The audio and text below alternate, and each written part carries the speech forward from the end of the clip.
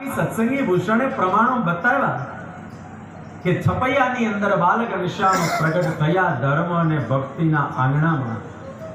तो ये ज छपैयानी अंदर रहनारा जे ब्रह्म कुमारो अने ब्रह्म कुमारिकाओ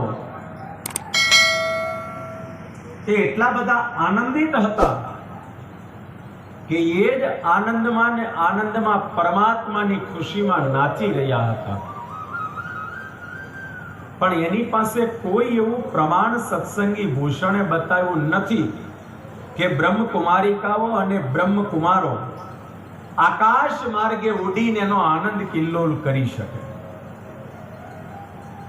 आवुं सत्संगी भूषणमां क्यांय नथी, सत्संगी जीवनमां पण नथी, भक्त चिंतामणीमां पण नथी, हरिलीलामृतनी अंदर पण नथी, हरिचरित्रामृत सागरमां पण नथी, घनश्याम लीलामृत सागरमां पण नथी, कोई शास्त्रमां नथी।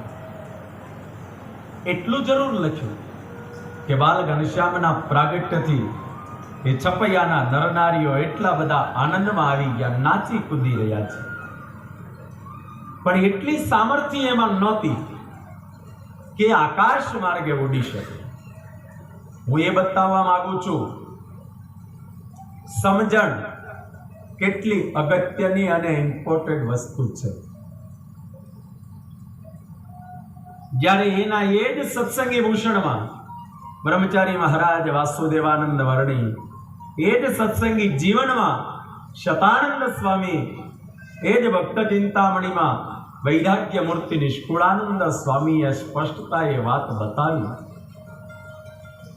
કે નાના એવા બાલ ઘનશ્યામ છપૈયાની પાવન ધરતી ઉપર પ્રગટ થયા ને ભાઈ,